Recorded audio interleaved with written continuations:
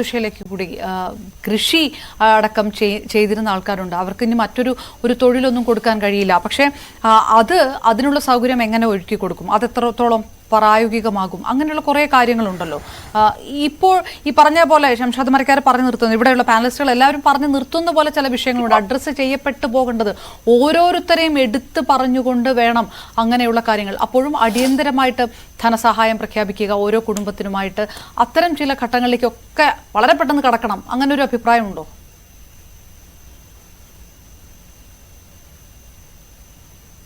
എന്നോടാണോ? അതെ അതെ, തീർച്ചയായിട്ടും. ശ്രീ ബാദുഷ കേൾക്കുന്നുണ്ടെങ്കിൽ. എനിക്ക് പറയാനുള്ളത്, മുണ്ടക്കയിലും പുത്തുമലയിലും ഒക്കെ നടന്ന, പുത്തുമലയേക്കാൾ അല്ലെങ്കിൽ കേരളത്തിൽ ഇതുവരെ, ഇന്ത്യയിൽ ഇതുവരെ നടന്ന മനുഷ്യനിർമ്മിതമായ അല്ലെ മനുഷ്യൻ എറന്നു വാങ്ങിയ നമ്മുടെ വികസനത്തിന്റെയും നമ്മുടെ ടൂറിസത്തിന്റെയും നമ്മുടെ കെടുകാര്യസ്ഥതയുടെയും രക്തസാക്ഷികളാണ് ഈ മുണ്ടക്കയില് മരിച്ചു വീണവരും നിരാലംബരായിട്ടുള്ളതായ കുടുംബങ്ങളും. ഇവരുടെ പുനരധിവാസത്തെ കുറിച്ച് ചിന്തിക്കുമ്പോൾ ആദ്യമായി നമ്മൾ മനസ്സിലാക്കേണ്ടത് സ്വന്തം നമ്മുടെ മൈൻഡ് സെറ്റില് സമൂലമായ ഒരു അഴിച്ചുപണി വരുത്തുക എന്നുള്ളതാണ്. ഒന്നാമതായി, പുനരധിവാസം നമ്മൾ കൊടുക്കുന്ന ഒരു ഔദാര്യമല്ല എന്ന് നമ്മൾ മനസ്സിലാക്കണം. അതൊരവകാശമാണ്. അത് മുണ്ടക്കയിലെ ദുരിതബാധിതരായ ഇരകളുടെ ആ അവകാശം ആണ് എന്ന് തറപ്പിച്ചും ഉറപ്പിച്ചും പറയുകയും അവരെ വിശ്വസിപ്പിക്കുകയുമാണ്. അത് വിശ്വസിപ്പിക്കുന്നതിനാവശ്യമായ നടപടികൾ സ്വീകരിക്കുകയാണ് ആദ്യമായിട്ട് വേണ്ടത്. അതിന്റെ മറ്റു കാര്യങ്ങളൊന്നും ഞാൻ പറയുന്നില്ല. അതിന്റെ പരിസ്ഥിതി കാര്യങ്ങളെ കുറിച്ചോ അതല്ലെങ്കിൽ അത് എങ്ങനെ ഉണ്ടായി എന്നുള്ളതിനെ കുറിച്ചോ അതിന്റെ കാരണക്കാരായ ആൾക്കാരെ കുറിച്ചൊന്നും ഞാനൊന്നും ഇപ്പം പറയുന്നില്ല. നമ്മൾ മാതൃകയാക്കി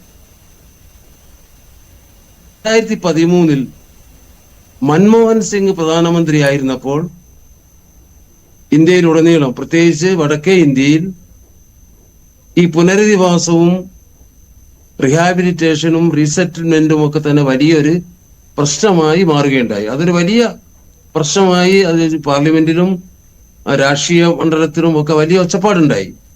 ഒരുപാട് പ്രക്ഷോഭങ്ങളും സമരങ്ങളും നടന്നു.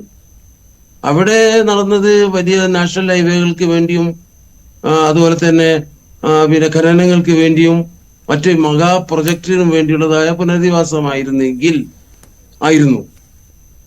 അത് കർഷകരെ തന്നെയാണ്, അത് കർഷകരെയും വളരെ പാവപ്പെട്ട ജനങ്ങളെയാണത് ബാധിച്ചത്. അതിന്റെ ഭാഗമായി നമ്മുടെ രാജശേഖരൻ നടത്തിയിട്ടുള്ളതായ മാർച്ചും അതുണ്ടാക്കിയ ഒച്ചപ്പാടുകളൊക്കെ നമുക്കറിയാം. അതിന്റെ തുടർച്ചയായി 2013 ഇന്ത്യ ഗവൺമെന്റ് ഒരു ആക്ട് കൊണ്ടുവന്നിട്ടുണ്ട്. LARR ആക്ട് എന്നാണ് അത് ചുരുക്കപ്പേരിൽ അറിയപ്പെടുന്നത്. The right to fair compensation and resettlement act എന്ന് നമുക്ക് പറയാം. ഇത് ഇത്തരത്തിലുള്ള ആൾക്കാരുടെ ഒരു റൈറ്റ് ആയിട്ട് അംഗീകരിക്കും എന്നുള്ളതാണ് പ്രധാനം. അതുകൊണ്ട് തന്നെ അവർക്ക് അതിനനുസരിച്ചിട്ടുള്ളതായ കോമ്പൻസേഷനും അവർക്ക് പരിഗണനയും കിട്ടും. ഇത് കിട്ടാത്ത ഒരു റീഹാബിലിറ്റേഷനും പ്രാവർത്തികമാവില്ല.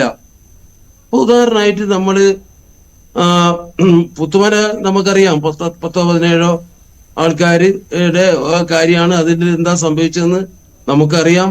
അത് ഷംഷാദ് മരക്കാർ ഇവിടെ വ്യക്തമായി പറഞ്ഞു കഴിഞ്ഞു. നമ്മുടെ മുണ്ടക്കയിൽ ഏതാണ്ട് ഇപ്പം വിക്ടിമായിട്ട് കിടക്കുന്ന ആൾക്കാർ ഏതാണ്ട് ഒരു 3000-4000 ഇടയിൽ വരും. അതിന്റെ കണക്കെടുപ്പൊന്നും നടന്നിട്ടില്ല. അത് തന്നെ കുറച്ചു കാലം വൈകും. അവിടെ സാമാന്യം ഭേദപ്പെട്ട രീതിയിൽ ജീവിക്കുന്നവരുമുണ്ട്, ലയങ്ങളിൽ താമസിക്കുന്നവരുണ്ട്, ഇടത്തരക്കാരായ ആൾക്കാരുണ്ട്. നമുക്ക് അവിടുത്തെ ഇമേജസ് അല്ലെ അവിടുത്തെ പിന്നെ വീഡിയോ ക്ലിപ്പിംഗ്സ് ഒക്കെ എടുത്ത് പരിശോധിച്ചാലറിയാം. നല്ല നിലയിലും ഞാൻ ഉദ്ദേശിക്കുന്നത് അത്യാവശ്യം സാമ്പത്തിക മേന്മയിലും അതേപോലെ തന്നെ മറ്റു കാര്യങ്ങളിലൊക്കെ ഉള്ളതായ ആൾക്കാരുണ്ട്. 2-3 ഏക്കറയിൽ നല്ല ഒന്നാന്തരം ഏലകൃഷിയും മറ്റു കൃഷികളും ഉണ്ടായിരുന്ന ആൾക്കാരുണ്ട്. ഇവർക്കെല്ലാം ഇതാ ഞങ്ങളുടെ ഈ ലോകത്തിന്റെ നാനാഭാഗങ്ങളിൽ നിന്നും എത്തിയിട്ടുള്ളതായ സൗജന്യങ്ങളുടെയും ഞങ്ങളുടെ മനുഷ്യരുടെ മനസ്സൊരുക്കി തന്നതുമായ സംഭാവനകളുടെയും എല്ലാം കൂടി ഒരു സമാഹാരമായ ഒരു സൗജന്യ പുനരധിവാസം പിടിച്ചോ. തീർച്ചയായിട്ടും അത് മനസ്സിലാകുന്നു ശ്രീ എൻ ബാദുഷ. അത് ഏത് തരത്തിലാണ് അത് ആ ഒരു വാക്ക് വളരെ കൃത്യമാണ്. പുനരധിവാസം അത് ഔദാര്യമല്ലാതെ അവകാശമാണെന്നുള്ള. ഞാനൊന്ന് ഇടപെടുന്നു. ഞാനിപ്പോ വരാം.